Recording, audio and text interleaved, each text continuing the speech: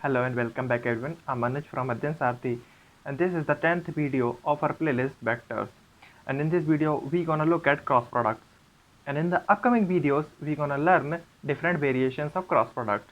So keep watching, keep learning. So welcome back everyone. I hope you all are following the order.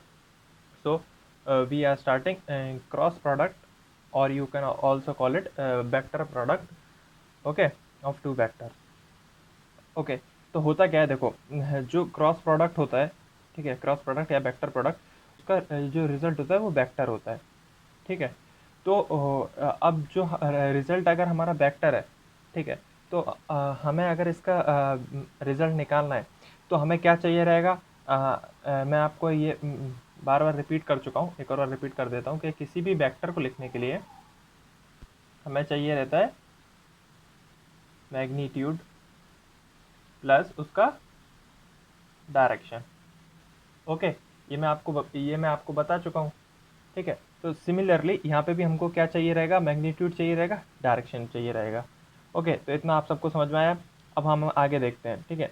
तो हम क्या करते हैं, suppose we have two vectors, vector A and vector B, and we have to find A cross B. तो हम सीधा देखते हैं कि हम ए क्रॉस बी कैसे लेंगे, ठीक है। तो suppose we have two random vectors which is vector A and vector B. Okay, now let's move. Okay, तो हमारे पास क्या थे, वेक्टर ए था और वेक्टर बी था, ठीक है। ये दोनों हमारे पास सेपरेटली थे। अब हमने क्या किया, इन दोनों को टेल से ज्वाइन कर दिया इनका रिजल्ट निकालने के लिए। ओके, तो हमने क्या किया, इन दोनों को टेल से ज्वाइन कर दिया, ठीक है। तो हमें सबसे पहले क्या निकालना है, मैग्नीट्यूड, फिर उसके बाद हम डायरेक्शन देखेंगे, ठीक है। तो मैग्नीट्यूड निकालने के लिए कुछ नहीं, सिंपल सा है। आपको क्या करना है, अगर आपको मैग्नीट्यूड, ये साइन मैग्नीट्यूड रिप्रेजेंट करता है, ए क्रॉस बी का मैग्नीट्यूड निकालना है, तो इसके लिए आपको क्या करना है, आपको करना है ए बी साइन थीटा, ठीक है।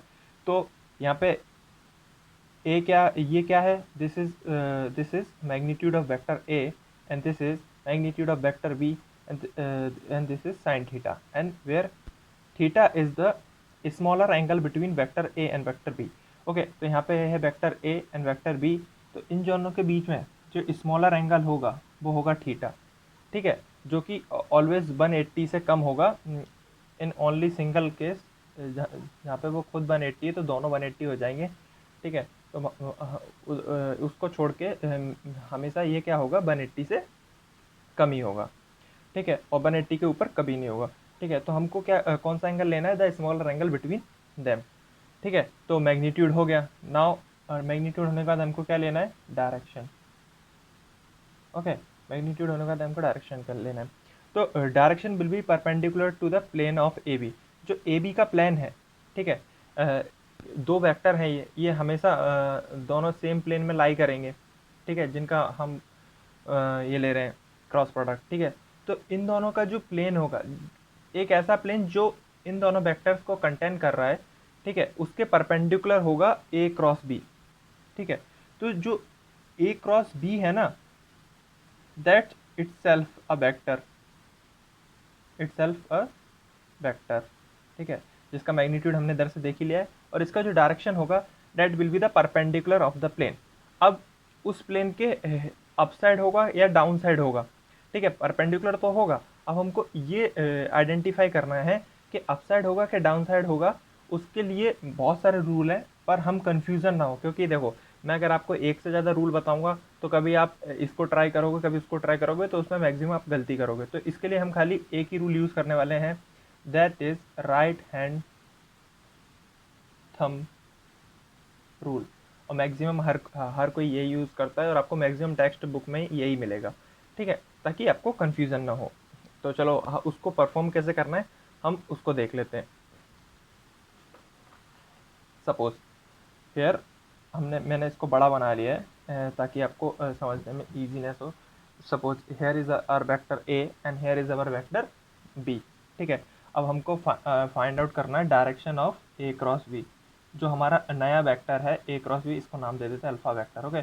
तो हमें जो ये हमारा अल्फा वेक्टर है इसका डायरेक्शन फाइंड करना है, तो ठीक है। तो आपको हमेशा क्या करना है, देखो जो हम ऑर्डर ले रहे हैं, ठीक है, इसमें देखो इसमें क्या है, ये वेक्टर, इसका रिजल्ट वेक्टर है, तो इसमें ऑर्डर मेंटेन मैटर करता है, ठीक है। तो क्या है, इसमें जो हम ऑर्डर में जो हमारा फर्स्ट आ रहा है, ठीक है, जैसे यहाँ पे हम ले रहे हैं ए क्रॉस बी, तो हमको सबसे पहले क्या करना है, अपना राइट हैंड लेके उस वेक्टर पे प्लेस कर देना है, ठीक है। तो मैं उस वेक्टर पे अपना हाथ ऐसा हमारी जो फिंगर्स हैं, ठीक है, हमारी फिंगर्स हमेशा इसकी हेड के डायरेक्शन में होना चाहिए, और हमको हमारा हाथ ऐसे प्लेस करना है, ठीक है। हाथ प्लेस करने के बाद आपको क्या करना है, जो आपकी फिंगर्स हैं, है ना, फिंगर्स को आपको फोल्ड करना है, ठीक है। फिंगर्स को आपने फोल्ड किया, तो फोल्ड करने के बाद आपकी जो फिंगर्स हैं वो आनी चाहिए बी के डायरेक्शन में। देखिए हम जब मैं अपनी फिंगर्स को फोल्ड कर रहा हूँ, तो मेरी फिंगर्स आ रही है इस डायरेक्शन में। क्या इस डायरेक्शन में हमको बी मिल रहा है? हाँ मिल रहा है, तो दैट इज करेक्ट, ठीक है। तो ये जो हो रहा है हमारा सही है। तो जो हमारा ये थंब है, जो थंब का डायरेक्शन है, that is perpendicular the plane और परपेंडिकुलर आर कॉपी, ठीक है। That will be the direction of our alpha vector और the direction of our A cross B vector.